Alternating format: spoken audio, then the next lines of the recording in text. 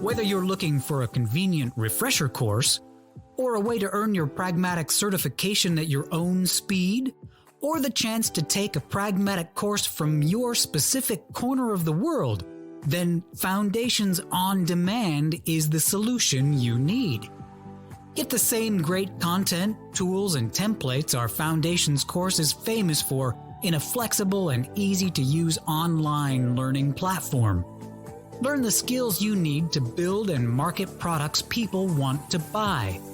And earn your Pragmatic Institute certification anywhere, anytime. No more travel worries, no more time zone issues, just truly great training. Experience the new way of training with Foundations on Demand from Pragmatic Institute.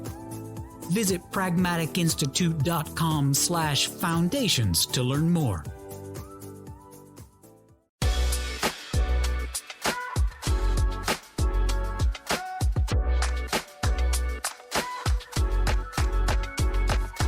Hello, and welcome to the Pragmatic Product Chat series, where we tackle the biggest challenges facing today's product management, product marketing, and other market and data-driven professionals with some of the best minds in the industry. I am Rebecca Kalogeris, Vice President of Marketing and Product Strategy at Pragmatic Institute, and your host for this episode. Today, we are joined by Diane Pearson, Founder and Chief Market Strategist for Innovate on Purpose, and longtime Pragmatic Instructor, as well as good friend. Welcome, Diane. Hey, Rebecca, so glad to be here. All right. So today's podcast is on a topic near and dear to both of our hearts, product launches. And I think one of the things in talking with you in prep for this is you have a really interesting perspective on why these product launches, why they sometimes fail, things that we may not have thought about. So we're going to dig right into that today, and I'm very excited. But before we do, Diane, for those people who've not had the opportunity to be with you in classroom, let's talk a little bit about your history and how you got where you are.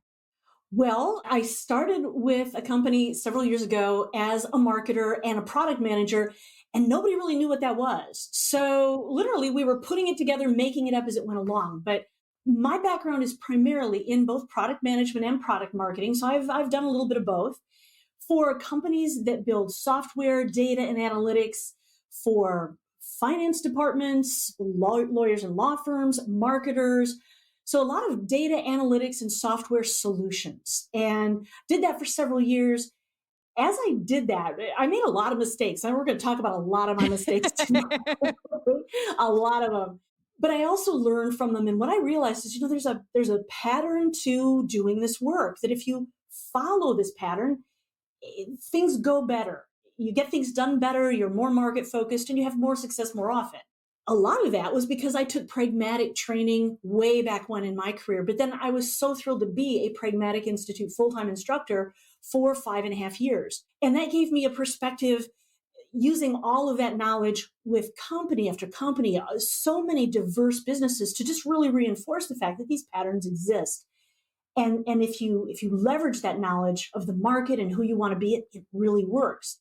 Launches, I don't even know. I think at one point I tried to figure out, I think about 125 products in my career, wow. A lot of launches, and helped a lot more people as an instructor. But I love launch. Launch is exciting, and it's also terrifying, which I think is why everybody wants to get it right, but is so scared of it. So I love to talk about launch. And that's how I got where I am today as a market strategist with Innovate on Purpose, still doing some teaching, but helping companies implement, execute. Making it a reality, right? So let's talk about making it a reality with product launches, right? Sales teams trained, the press release is approved, everything is ready, right? We're ready to launch, right? We're ready. Ready. So I think one of the things you talk about is that there are certain groups that people too often forget in getting it ready. There's the obvious ones that at least hopefully everyone listening remembers, right? The sales team and marketing communications and working with product management and product marketing. Like they're the groups we really focus on. But there are other really key groups that if we don't include them, right? If they're forgotten about, then we're going to fail. Yeah, absolutely.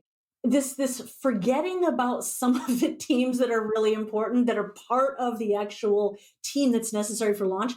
There are several things that can challenge a launch, but that's one of them. It's just forgetting, oh, whoops, we forgot that. Right. And it can really have some massive impacts. I will share some with you if depending on where we go with this. Absolutely. All right. So what are some of the teams most often forgotten? Yeah, that's a good question. And it depends on the organization, how much regulation you have, how many markets you have. But from my experience, there are some patterns there. One of them is legal. Another one is channel partners or external partners, Mm-hmm. customer service, and finance. Those are the four I see a lot. So let's talk about those. Like, why is legal and the legal team such an important thing to remember when we're talking about launches? The legal team is so important, obviously, because they write the contract or the T's and C's, Mm-hmm. but they also do things like make sure you're not violating patent or copyright There you laws. go.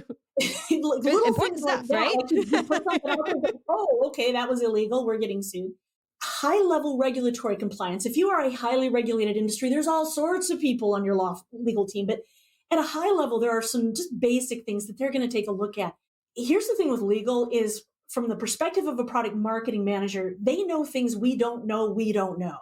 And that's why having them involved is really important. But here's the consequence sometimes that we just think, well, okay, I'll go talk to legal and they'll tell me what I need. But they need context about the market and its problems, the buyers and how they buy, how this launch is going to go, your 90-second launch strategy. They need that because if they don't have that context, they're going to do a standard investigation. They're going to do a standard review and they're going to create a standard contract. Oh, I'm going to tell you, here's an epic fail that I had. My very first product that was a product launch, new product launch, I stumbled into getting involved in this project that was a huge success. I mean, I was so lucky to get attached to this project.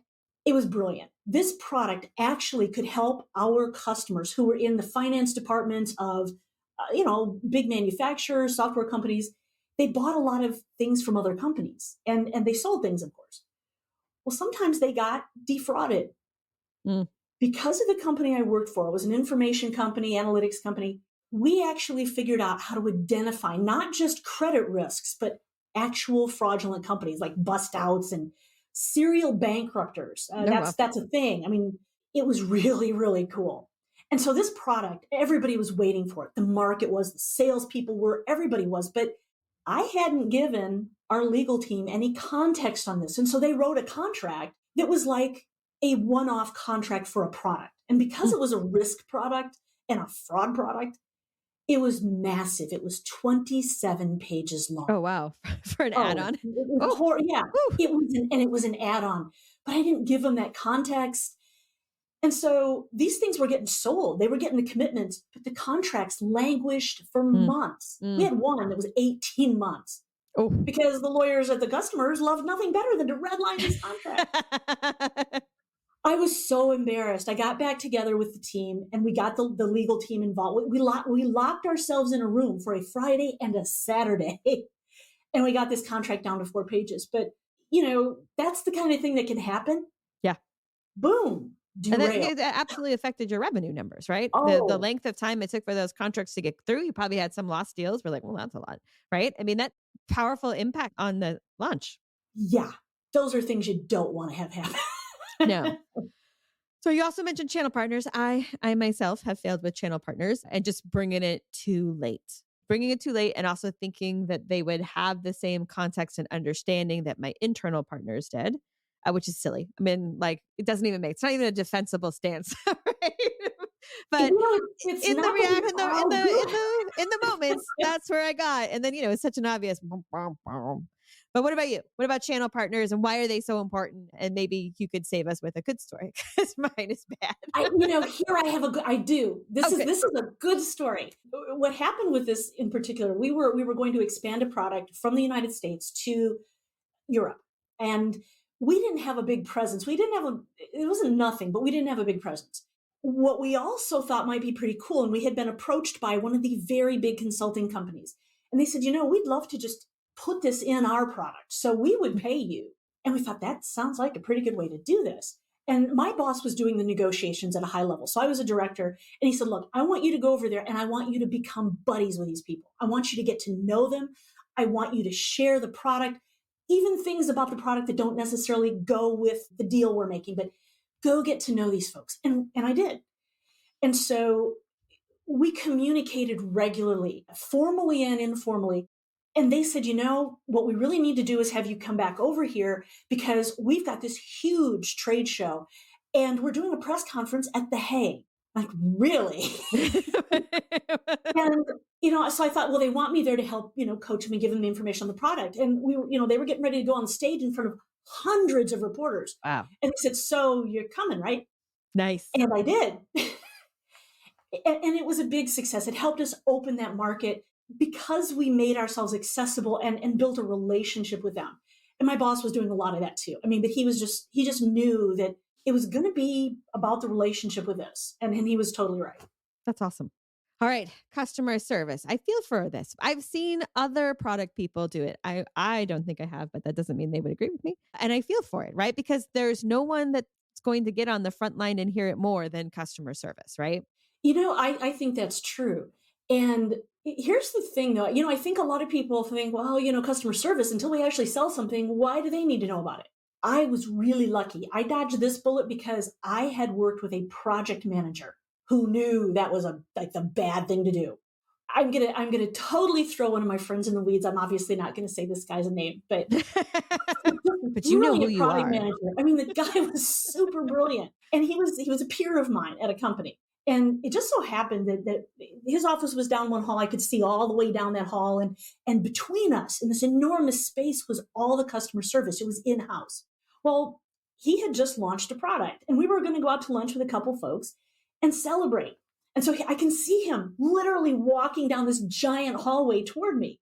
And all of a sudden, I hear this person, I'm going to clean it up, but this person pops out of her chair in customer service and says, who is the idiot who launched XYZ product and didn't bother to tell anybody? And you could it was like churning. And everybody's like, oh man, that's a problem. And he heard it. I watched his face change. And he literally, his eyes got as big as saucers. And he turned around and ran back to his office. No lunch for you. I mean, seriously, but that's the kind of mistake a lot of us would make. I would have for sure made that mistake if I hadn't been told by somebody earlier. We think customer service can wait because until you sell it, they're not going to support it. But customers, once they hear about something, they often ask customer service because they don't want to talk to a sales rep right now. They want to talk to somebody who knows, but isn't selling them. And so whether it's chat, whether it's online, or whether it's voice, sometimes that's a way people are testing it out. We may not even, it's worth checking. But yeah, you definitely don't want to anger the customer service. No, don't do it. All right. We talked about partners. We talked about legal. We talked about customer service. I think you mentioned finance. Oh, I did. Yeah. And here's another epic fail of mine. And it's sad. I'm going to admit this. Finance is one of those again, it's not really product marketing managers. We don't often work with finance. Now, there are a lot of reasons we should be. That's for a whole other podcast, but not once, but twice, 2 times. I didn't learn the first time. I launched a product without having gotten a product code. Oh. Yeah. Now, I knew all about revenue. I was very focused on revenue. I loved the thrill of people buying my product. But finance likes the thrill of booking the revenue. And you can't book it unless you've got a product code, which turns out, yeah, it's kind of a big deal. So yeah, not once, but twice. So finance will tell you things like, in our industry, you can't offer a buy one, get one free. If you're going to do that, we've got to recognize the product this way and not that way. And revenue recognition is an important thing, I think, for product marketers to understand. And I don't know that we always do.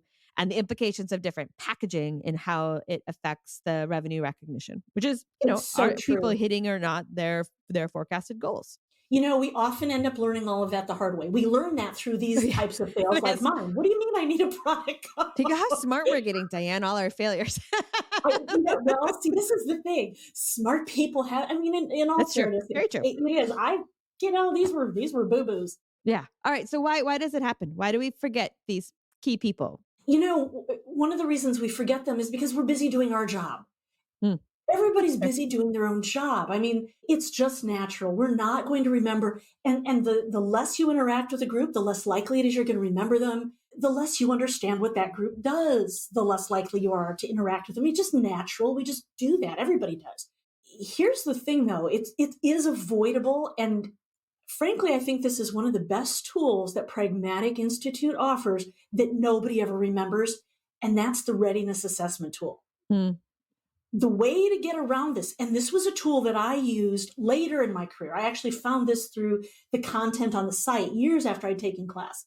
This is a cool tool because what it does is it's a thought process of who does need to be involved. Go see them and ask them, what are you going to need from me in order to make your part of the launch a success? Now, you got to know who those folks are, but you can always say, well, I know these 5, so I'll go to them and then I'll ask them who else they think needs to be involved. And then I'll ask them who they think. And I know that I'm probably pretty close when I start hearing the same names over and over again. Yeah. You may never get everybody the first or second time, but by the third or fourth, you'll have everybody. And certainly with this, not only if you go through that readiness assessment, this is something anybody who's taken launch class, go back and revisit that tool, revisit that content, because you're more likely to include everybody you should at the time that you should. But you're also going to make sure that everything on your to-do list, that checklist for launch, is something that somebody actually needs. So you don't build a lot of extra stuff nobody's going to use. I love this tool. And it's a secret weapon for launch planning. I think it's a really good idea too, because while we sometimes joke about launches isn't a checklist, it's not just a checklist, right? And there are layers and pieces, but it is. And checklists are important. Doctors use checklists to make sure they cut the right leg, right? Yes, because that would really be right. I mean, but also they can get unwieldy, to your point. They can be long, and sometimes you can't see the forest through the trees. And so the readiness assessment both helps you kind of maintain the right level of checklist, but be able to zoom out and be like, if this is my status, where are we? Where do we need extra help? And where are we ready to go? So. That's exactly right. Launch it's not the same every time. It's not a checklist. But you will have a checklist. Oh, and you should. Don't let anyone tell you. Yeah, you will. It's just too much stuff. Otherwise, you miss things. And if you miss the same thing twice, that's the most frustrating thing. You miss it once, you're like, oh. It is. The second time, product code. My product code, something like that. You also miss it once. No. Awesome. All right. So we talked about launch. Everything we've said is about launch, but we also talk a little bit about in the class about the difference between a launch and a release. So I think it's always good to remind people what the difference is because people still have confusion. But is this problem distinct or different when you're talking about a launch or a release? Well, actually a launch and a release, the launch is always the market-facing communications. The release is a technical term. And so all launches are releases and all releases might have launches. But yeah, that point release, some things are brand new products. Yeah. And that's a big launch. Yeah. But what about 3.1? What about 4.8? Whatever it might be. The two that come to mind, first of all, again, customer service. Yeah. Because too often when we have those point releases, the launch itself is smaller. It's low key. It might even be, if you ever, when you pull up Zoom, for example, and it says, hey, there's a new download. You download it and it has this huge list of stuff that's new. That might be it. Yeah. Well, customer service needs more than that because they need to help people. And we can often forget. It's like, hey, it's all there. You can read the release notes, but what if there's shared services for 40 products and every one of them has, a new release every 2 months? I would certainly make sure that they get updated. The other thing I would also do, though, is coordinate with other product teams. Just reach out to your peers and say, hey, maybe once a quarter or whatever, we just have a couple hour meeting with customer service and remind them of which version we're on, what's happening now. Take a look at what's being asked of customer service. Almost every company records this. Almost every company has online chat. You can find that just to make sure that the things are getting answered right and they're not a couple releases behind. The other thing on that, make sure the chat bot got updated. Oh gosh, I've done that one. Because the bot can start sounding stupider and stupider if you don't update it. Like, oh no, that's not available in our product. Oh, it is. Here's the other one.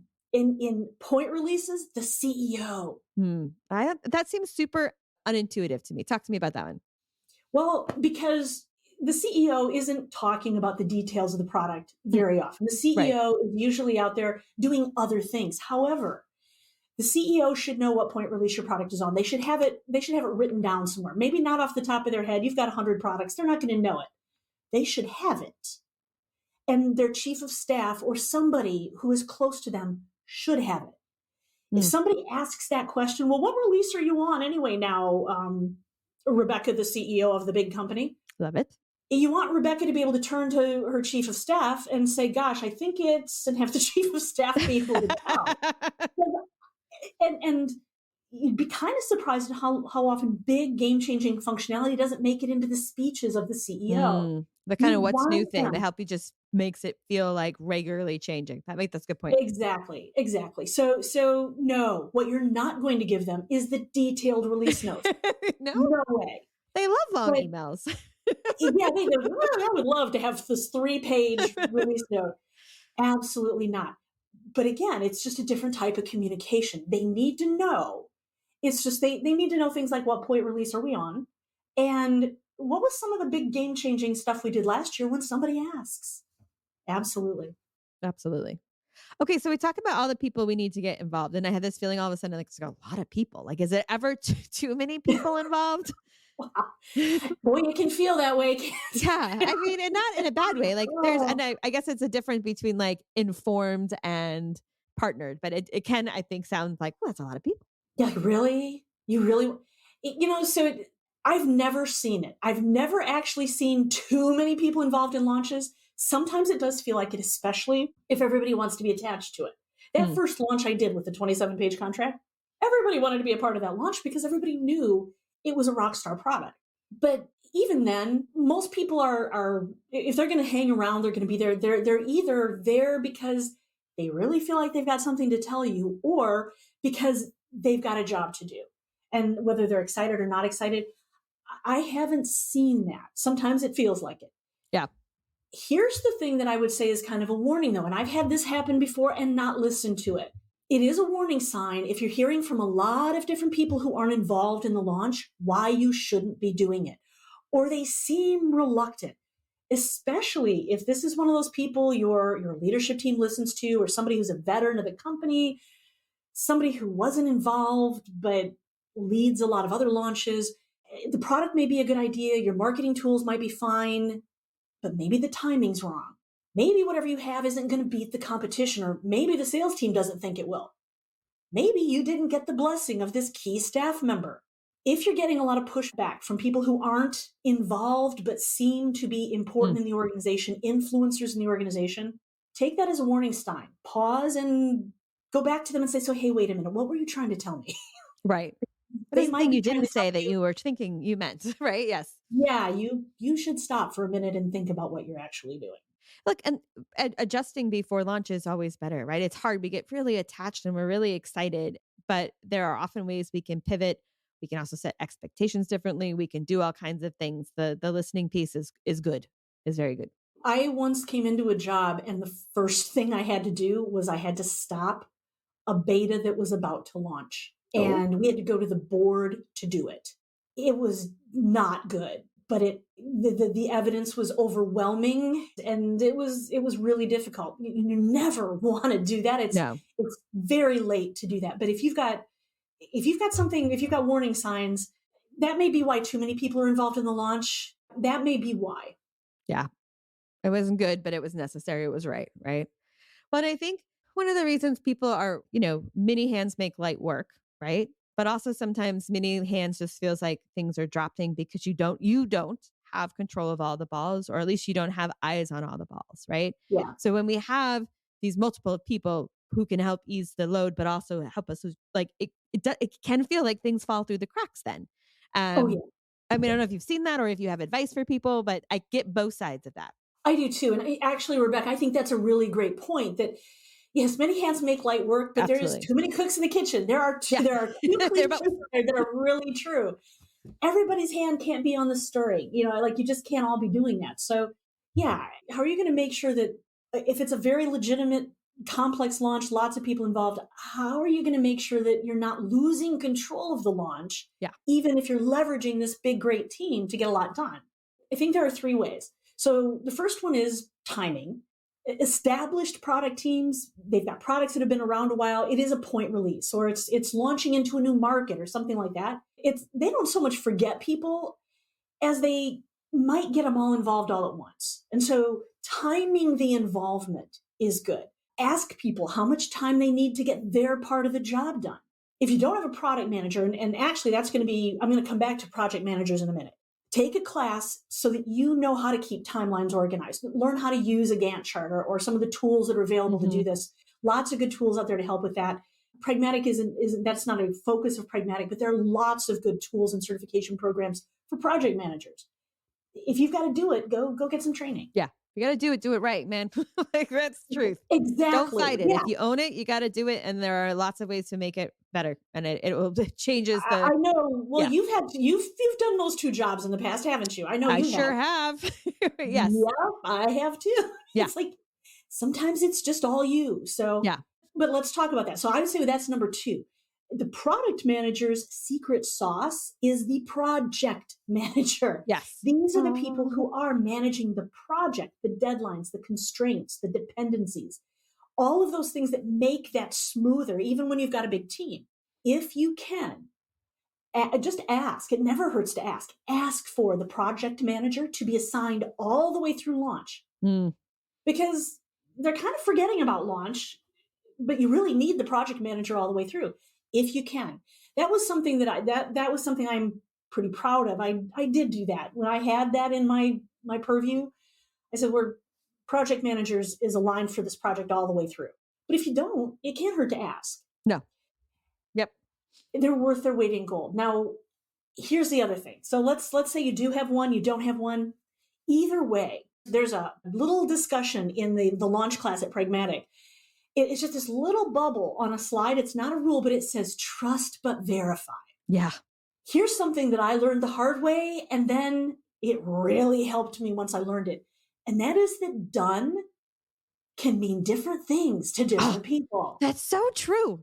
Oh, but yes. Yes. Yeah. I say it's done. You say it's done. We great. Is it done? It's done. Great. Wonderful. That's done. Let's move on. What else is done? And then we come back later and you say, well, you know what? That's not done. Yeah, it is. It's done. No, it's not. Yes, it is. I did it, but you didn't. Right. It's done. I just need to blah, blah, blah, or done. But yeah, no, very different definitions of done. This was, I had this conversation a lot with sales teams. You know, sales folks can get very excited, and they should. I mean, and they know when deals are going to close. But I had a couple sales reps throughout my career who'd say, yeah, this one's a done deal. And I always knew that was different than done, because a done deal just means it's probably going to happen. And so I would always say, when you say it's a done deal, do we have ink on a contract? We have, no, almost though, just 2 weeks. Great. Total stage in the funnel, done deal, before signs. Well, you know, this happened with a contract. It was this totally different contract. I was working with a cross-functional team, and we were doing the whole, is your thing done? Is your thing done? Is your thing done? And I had a project manager on this, but this person was a very new project manager. And they were managing the schedule really well, but what they were doing was asking people, is it done? Is it done? Is it done? Yes, yes, yes, yes, yes. Asked I think it was the product manager, hey, is the contract done? Yep, it's done.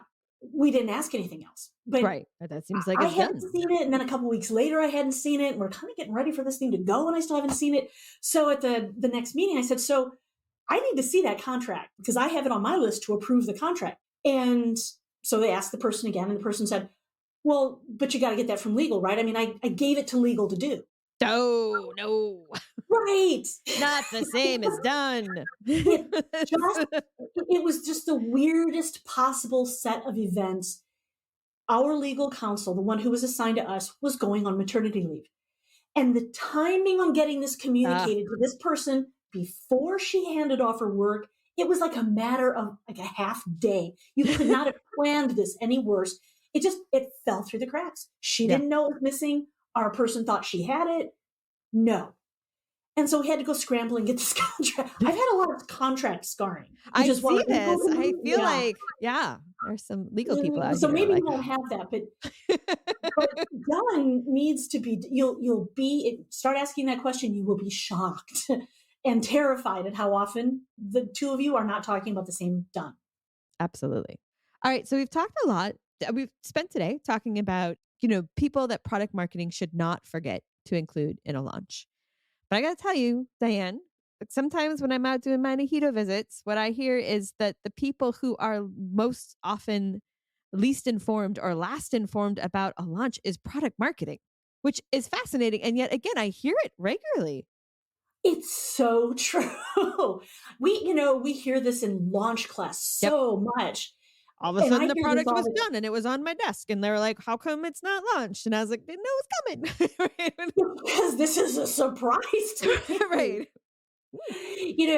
When I was trained as a pragmatic instructor, almost 7 years ago now, my mentor used to call it the trebuchet launch. The whole point is that everybody who's been involved all the way through this process until now has been thinking about getting the thing built, not getting it bought. And that's because it's not their job. So we just got to be really fair to those folks. They're not supposed to be thinking about that. But who is thinking about that bridge? Because too often what a trebuchet launch is, if you've ever watched Monty Python and the Holy Grail, they use a trebuchet. And I won't talk about what they throw up on this castle, but basically it's just like a slingshot that they just throw it just lands on your desk. and 2 minutes after it lands, your boss and the product marketer and the development team, they're saying, is it launched yet? Is it launched yet? Is it launched yet? Well, they're frustrated. They spent all this time and they're like, it's going to be great. And now there's no revenue. Like no one knows it exists in the world. How sad for the development team. Yes. And they worked so hard on this. They don't realize that you didn't know it was coming. And also, it's true of all of us. We all think other people's jobs are easier than ours. Yeah. Yeah. Well, just pick a purple color and throw a logo on it. Yeah. Yeah. It's like, come on. Or like just drink your Mountain Dew and code me a product. ChatGPT, just have it write the whole thing for you. How hard could this be? How long could it possibly take? So they don't know our job. And what they do see, it looks, pretty fun, which always means, well, fun equals easy. Now it's a fun job, but it's not easy. But you shouldn't have to live your life in this fire drill scenario. So there are things you can do about it. Here's a story I tell my launch class all the time. And it encapsulates the way to turn the tables on this a bit. I worked with a product manager. This was when I was managing product management and product marketing. So I had both. And I hadn't been with the company very long at all. I knew this product was coming during my interview process. But the guy who was the product director for it, he came into my office and his face was shining. His name was Tim, the product manager. And he said, Diane, the product is ready. Oh, wow. Tim, that is so cool. Congratulations. And I said, so you're launching? He said, yeah, we're going to launch next Tuesday. Wow, that is super cool. And I said, what is Tim? It just so happened that Tim, the product manager, had Tim, the product marketing manager, working with him. So I said, what does Tim, the product marketing manager, have planned? And Tim, the product manager, said, he doesn't know yet. Now, I was so much meaner in those days. I said, oh, bring him in. Let's do this here. Oh, let's watch. I could not help it. It's like grab your popcorn. Right. I got it. This has got to happen in front of me. And so Tim, the product manager, went and got Tim, the product marketing manager. He brought him in. His face is shining, and he says, the product is done. And Tim, the product marketing manager, said, oh, wow, man, that's so cool. Congratulations. And they talked about it. But Tim, the product marketing manager, started to realize that by done, he meant like he wanted it out the door. And he said, so Tim, when were you thinking of launching this? And Tim, the product manager, said next Tuesday. and Tim, the product marketing manager, to his very great credit, said, look, he said, before Diane got here, our CEO has been approving every bit of marketing copy, everything on the website, everything in every sell sheet, everything in every video. Until Diane gets her feet under her, she's still doing that. And she is in Germany for the next 10 days. When she gets back, the first thing she's going to want to do is not do this approving of copy. And he said, we use an outside creative team and we're not their biggest client. We're going to have to get in line. I'm going to have to make an appointment, set up a meeting just to talk to these folks. And by the way, Tim, you remember the last time we launched a product, you wanted say into this, but you're busy doing other stuff. I think we went back and forth on our last brochure 13 times. He didn't say, I'm too busy, that's impossible. He gave him the real world examples. This is a really important thing that we don't often do very well.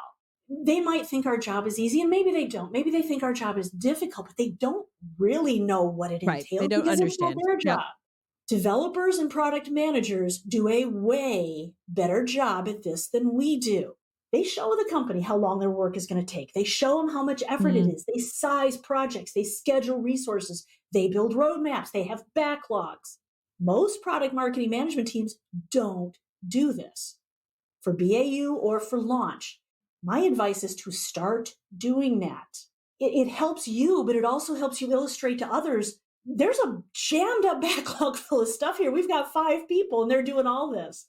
I'm not whining. I'm just showing you, like everybody else does, how the resources are being allocated. Don't wait until you have a Tim and Tim situation on your hand. Yeah. Just bake this into conversations. If you don't know how long it takes you on average to get approvals, if you don't know how much it costs you to build a sell sheet, go find out. Yeah, that's great advice. And tell people. Be Tim, not Tim. So that's helpful advice. Tim, not Tim. That's right? Get a t-shirt, it'll be perfect.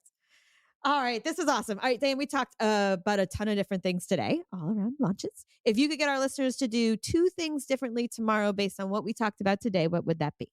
Boy, so many different things. Number 1, use the readiness assessment. Use the planning tool to make sure you do have everybody involved and that you're not doing work you shouldn't do for the launch. So you've got the right people, you're doing the right things. And then I would finish with this piece at the end, which is start making sure people understand what it does take to get a launch done so they can appreciate what you're going to have to do. Really, it's just putting that 2-way street together. Context, alignment, scheduling, success. CAS. CAS. That's our abbreviation for success. Context, alignment. I love right? that. CAS.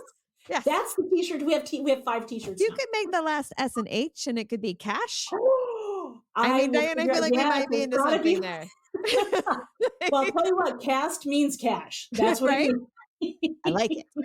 Awesome. All right, Diane, this was a blast. I know you're coming back because you and I had a hard time narrowing down all the potential topics to talk about, but I am already looking forward to it. I love it when you share your experience, your insights, your successes, your failures. Everybody loves a good failure. We all have our own.